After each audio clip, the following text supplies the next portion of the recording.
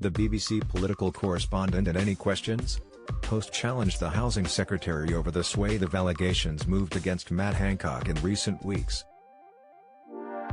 Mr. Hancock was forced to apologize on Friday after pictures emerged of him seemingly breaching his own social distancing guidance with an aide last month.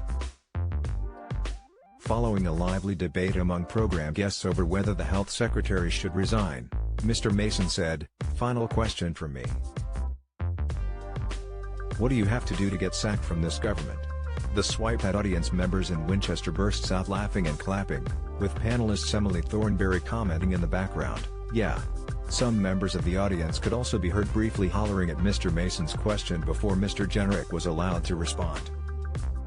The housing secretary said, "You get a round of applause for saying that, but what we've actually been doing over the course of the last year?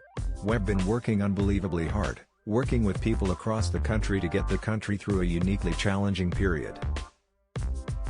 Nigel Farage highlights plot to bring EU member state to its knees after major row. "Unfortunately we are starting to get through that. As we sit here tonight, good news coming through on the vaccine program. Half of the 25 to 29-year-olds have had their first dose, a third of those 18 to 24-year-olds have had it." Mr. Jenrick added, "So lots of things are finally moving in the right direction, and that's what the government needs to focus on right now."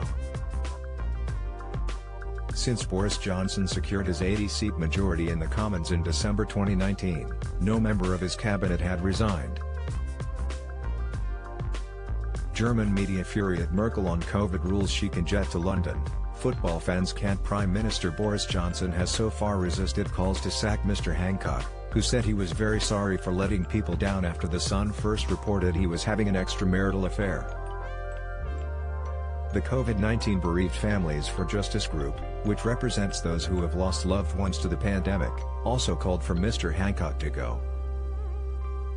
In a letter to Mr. Johnson, the group said it had broken its position of neutrality on ministerial conduct to urge Mr. Johnson to relieve Mr. Hancock of his job. Mr. Hancock is also deeply unpopular with some conservatives who believe that he has been an obstacle to the easing of coronavirus restrictions. Merkel and Macron humiliated as EU leaders destroy planet summit. Insight Brexit finance deal dead as Lord Frost blasts EU's demands. Analysis Brexit Live, Coveney rages at Boris plot to break international law. Live blog. In a statement, the health secretary said, "I accept that I breached the social distancing guidance in these circumstances. I have let people down and I'm very sorry. I remain focused on working to get the country out of this pandemic, and would be grateful for privacy for my family on this personal matter." A Downing Street spokesman said the Prime Minister had accepted Mr. Hancock's apology and considers the matter closed.